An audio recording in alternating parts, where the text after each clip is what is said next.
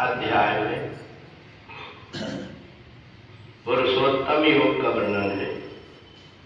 शरीरम यद्वाप्नोति यच्चामुत्क्रामतीश्वरा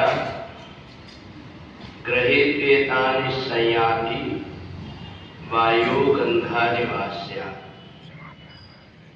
पहले जन्म में हमारा जो शरीर था उसमें हमने जो कुछ भी कर्म किया है इस जन्म में वो देखने को मिलता है। वैसे हमारी सोच है, वैसे हमारी बुद्धि है, वैसा हमारा व्यवहार और आचरण। चाहे हम कितना भी कोशिश कर ले परंतु मिटा ही न कठिन स्वभाव अभंगु नीम लगा करके खाओ, उसका कड़वापन बना रहता है।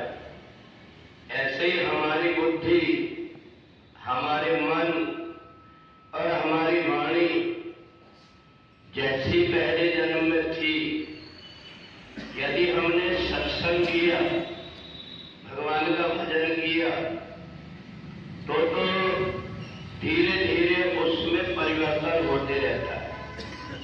और इसलिए समझदार व्यक्ति अपने आप ये सोच लेता है कि इस जन्म में जो कुछ मैं करूंगा, जैसे मेरी सोच बनेगी, जैसे मेरी बुद्धि बनेगी, वैसा ही मेरे को अगले जन्म में ये मिलेगा। ना ही न कोई सुख दुख कर दाता, निज कर कर्म भोग सब खाता। अपने आप को संभालने के लिए अगर मौका मिलता है कि मनुष्य शरीर है, इस शरीर में हमने अगर अपने आप को संभाल लिया तो अगला जन्म सुधर जाता है। और नहीं तो हमारी वैसे ही पार्श्विक वृत्ति रहती है जिसमें व्यक्ति को कुछ समझ में नहीं आता कि मेरे को क्या करना चाहिए, क्या नहीं करना चाहिए। और परमात्मा की भक्ति भी तब काम आती है जबकि अंदर का मन निर्मल हो।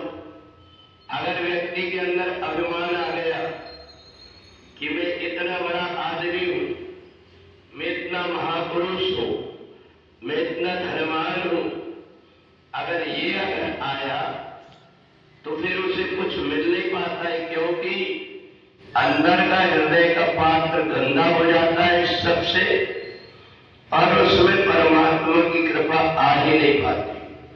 और इसलिए तुलसी मन निर्मल भयो, जैसे गंगा नीर पीछे पीछे हरि फिरे कहत कबीर कबीर। केवल हमें अपने मन को पवित्र करने की आवश्यकता है, परमात्मा की कृपा अपने आप मिल जाएगी। व्यक्ति सोचता है हमें आशीर्वाद दे दो।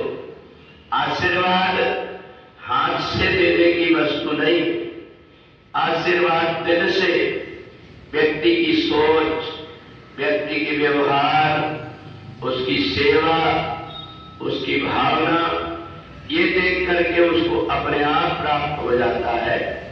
और इसलिए 15वें अध्याय में पुरुषोत्तम बताया। मनुष्य शरीर तो सबको मिल गया, परंतु जिसने अपनी वाणी को, अपने मन को और अपने व्यवहार को पवित्र कर लिया, वो संसार में मनुष्य देवता कहलाने लगता है। हर व्यक्ति उसके व्यवहार को देख करके सोचने लगता है ये व्यक्ति देवता जैसे। तो इसलिए धीरे धीरे करके हम जो परमात्मा की भक्ति करते हैं, पूजन करते हैं, ध्यान करते हैं, सत्संग करते हैं, इससे कहीं हमको अभिमान को नहीं हो रहा है मैं इतना बड़ा जाप करने वाला, मैं इतना बड़ा ज्ञानी, मैं इतने वेदों को, पुराणों को जानता हूं। ऐसा जिनके अंदर अभिमान हुआ उसका हृदय खाली रह जाता है। और बाद में जब वो जन्म लेता है, देखता है कि मैं धन के लिए बहुत प्रयत्न करता हूं, परंतु मिल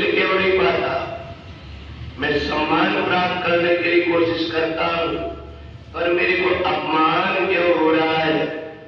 ये इसलिए कि बोए पेड़ में मूलता आम कहां से पाए।